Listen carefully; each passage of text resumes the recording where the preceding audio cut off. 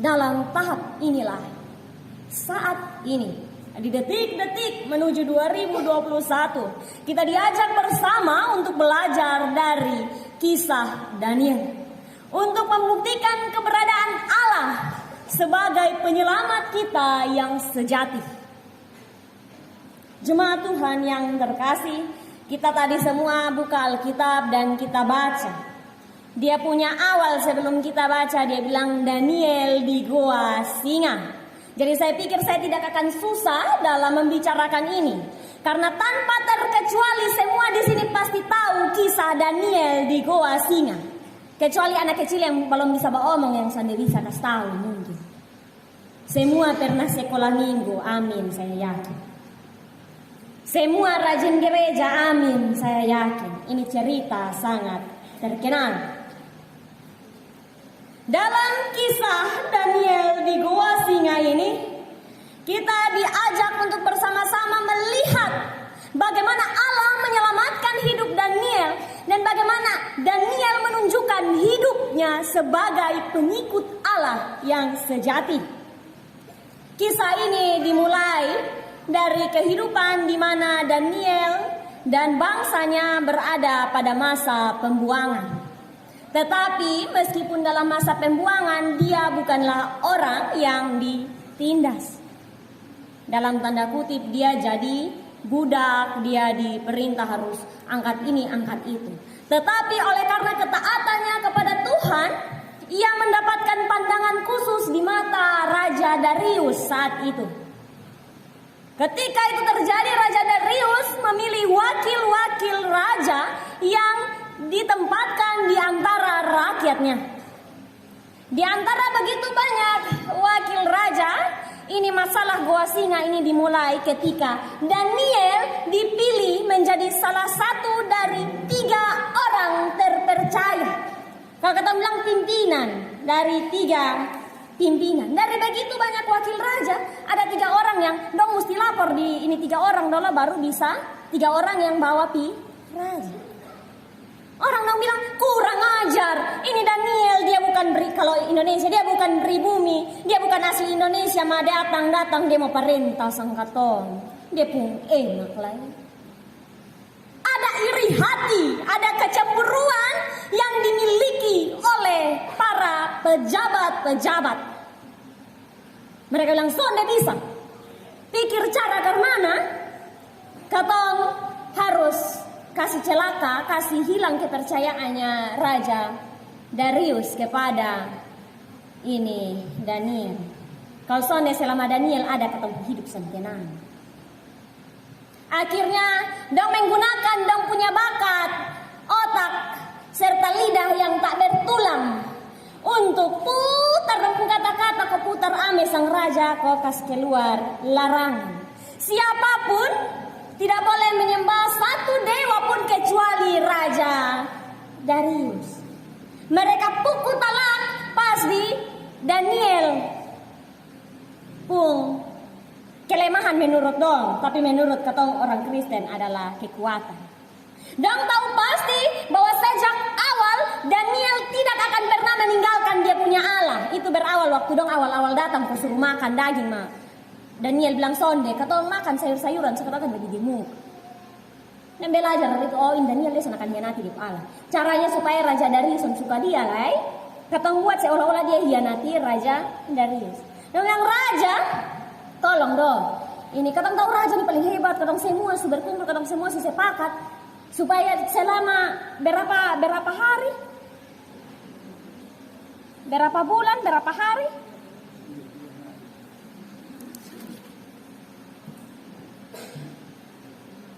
selama 30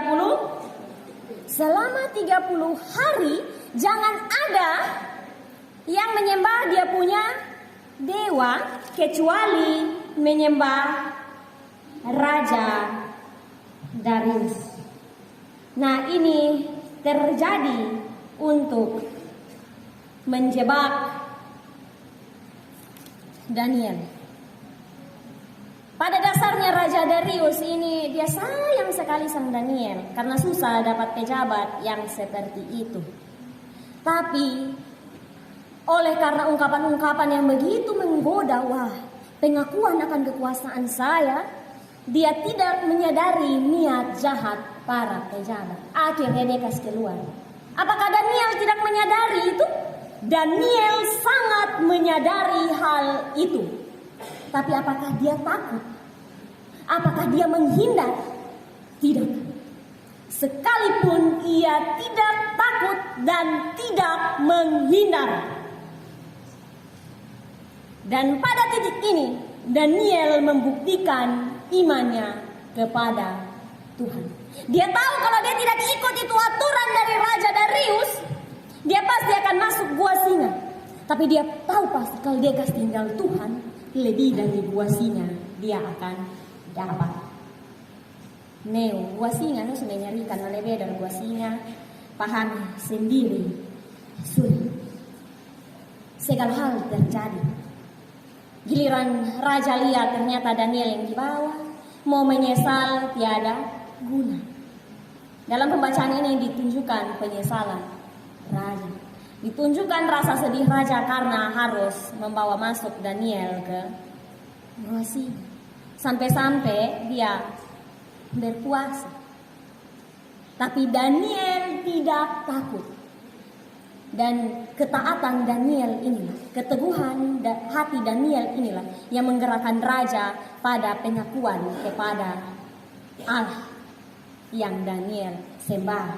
Yang pertama tuh raja omong begini di ayat 17. Sesudah itu raja memberi perintah, lalu diambillah Daniel dan dilemparkan dalam gua singa. Berbicaralah raja kepada Daniel, Allahmu yang kau sembah dengan tekun, dialah kiranya yang melepaskan engkau. Raja sudah menyerah, bahkan beta sudah bisa kasih lepas Daniel. Karena perintah yang sudah dikeluarkan sudah bisa ditarik kembali. Tapi dia tahu Allah akan melepaskan. Ketekunan Daniel mempengaruhi orang-orang di sekitar Daniel. Dan pada akhirnya, apakah Daniel dimakan? Sayangnya kalau Daniel dimakan, pasti kita tidak akan dapat cerita Daniel di gua singa. Dia tidak dimakan. Dia bertahan tanpa lecet sedikit pun. Dan orang-orang yang bawa mulut, yang iri hati justru dong yang dapat kembali. Bumerang, senjata, makan Tuhan. Ada beberapa hal yang kita bisa pelajari dari kisah ini. Dari 3 jenis karakter yang ada dalam cerita ini. Yang pertama adalah para pejabat. Para pejabat yang begitu banyak. Oleh karena kecemburuan, iri hati, dan mau mulut sini sana dan pengaruhi sini sana, buat satu keputusan untuk mencelakai hidup Daniel, mencelakai hidup sesama manusia. Namun karena itu adalah hal yang salah, mereka mendapatkannya kembali. Apa yang ditanam itu yang dituai. Oleh karena itu, belajar dari apa yang terjadi pada mereka. Kita harus hati-hati dengan kita merasa cemburu. Cemburu tuh kata omong, kata tulis gampang. Setan pun level paling tinggi bisa bakawan dengan katong nah kalau cemburu. Iri hati kata omong bilang biasa sah. Maka kaget kata bilang, mari tebe Lucifer ku ana. Enggak lu mau lawan beta. Gampang, tapi sangat merusak kehidupan kita. Dan apa yang digunakan orang-orang, para pejabat untuk melukai, mereka menggunakan mulut. Hati-hati dengan lidah tak bertulang. Pakai tulang katong kas gerak masih berat. Lidah sana ada tulang. Dia tafeo nih, kaget omong habis baru. Aduh dia omong apa? Aduh mati sudah. Mau menyesal sana ada guna. Udah ngomong ame Daniel, ujung-ujung kan kena. Nah ini dia sudah peringatan untuk kita semua yang suka pakai kita pun lidah, bukan untuk ucap berkat, tapi ucap sumpah serapah maupun hal-hal yang tidak baik. Ini nih yang beberapa waktu yang lalu beta dengan beberapa teman pemuda baca status WA begini. Sampai dia bilang, "Wih, pas gue dapat ini firman." Ini status bilang begini. Nikah baik-baik orang cerita. Nikah mewah orang cerita. Nikah sederhana saja orang cerita. Baptisan orang cerita. Sama-sama ke Balengkek orang cerita. Pamalas orang cerita. Terlalu rajin juga orang cerita. Sekolah jauh-jauh orang cerita. Deh, kita sombong aneh. Sekolah dekat-dekat orang cerita. Kesana tempat lain. Putih sedikit orang cerita. Awi kuliah itu putih sepotong bagian atas yang langsung. Hitam sedikit orang cerita lusa kunturunan. Kuat berjalan orang cerita. Itu kaki kok kereta. Santang berjalan orang cerita. Itu kaki masih bisa pakai kosong.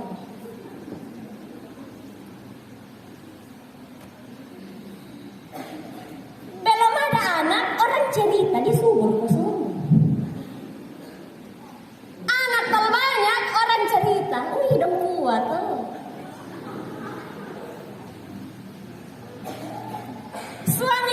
Suami istri kerja orang cerita. Dia dong pulang ada mau taruh di mana. Salah satu saya yang kerja orang cerita. Dia mau dapat gampang salah. Mau ini itu orang cerita. Di akhir dia bilang kita bingung. Kira-kira ini manusia buku cerita. Kalian buku cerita nah sudah rubah bentuk bumi jadi bentuk buku sih.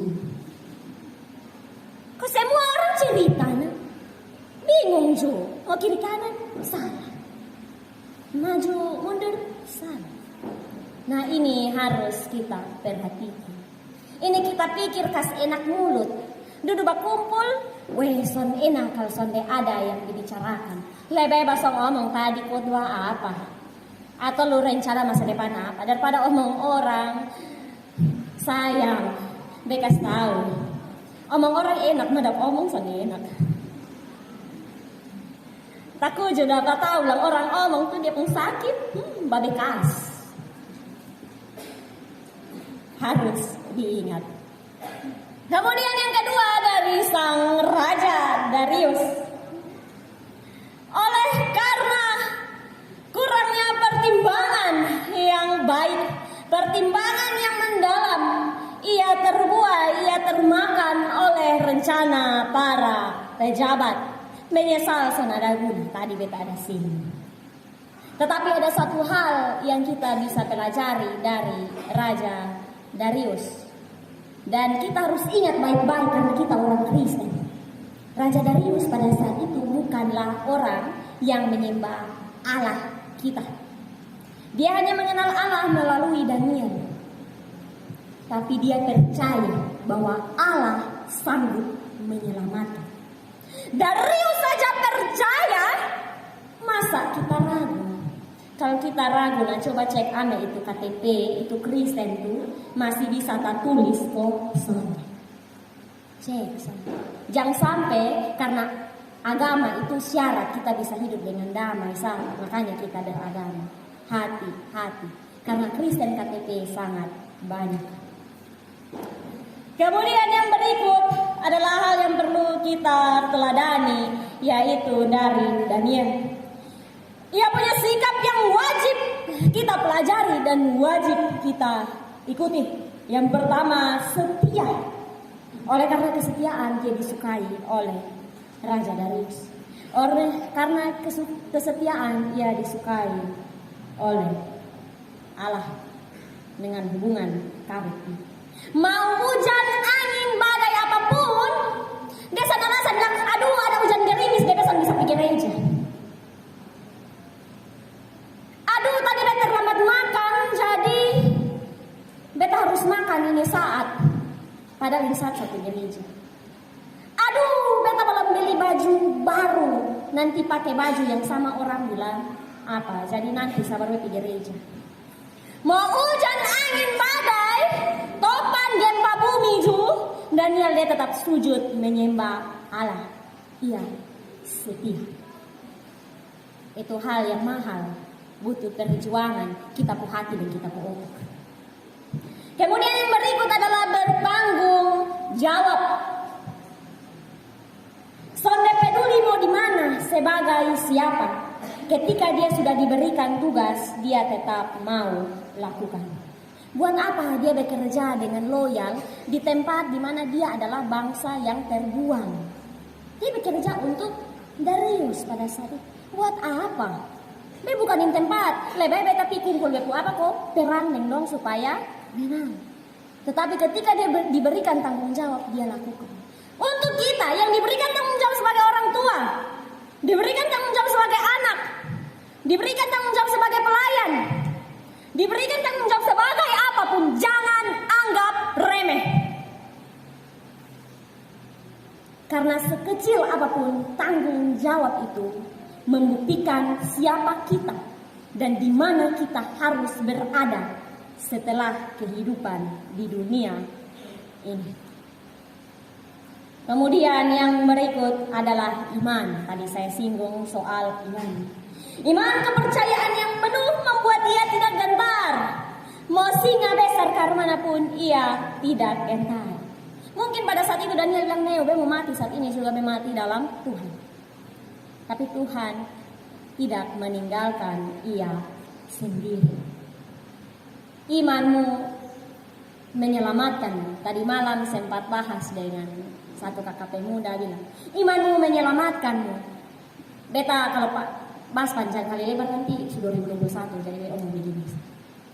Iman menyelamatkanmu artinya tidak meragukan apa yang dikatakan oleh Allah dan tidak mengabaikan apa yang diperintahkan oleh Allah. Mau setengah jusan boleh. Artinya bukan, kata harus pasang standar tinggi, kata manusia biasa, mau buat kemana? Pakai standar kita masing-masing. Artinya buatlah semaksimal yang kita bisa. Karena saya tidak akan pernah bisa sama dengan saudara saya tidak akan pernah bisa sama dengan bapak mama dalam memperjuangkan kehidupan kita. Tingkat kemaksimalan kita itu berbeda-beda. Oleh karena itu, untuk yang sedang berpikir corona nih buat studi membingungkan, tapi sekolah langsung saya masih bisa bolos. Corona nih buat studi terhambat, mau lanjut bisa.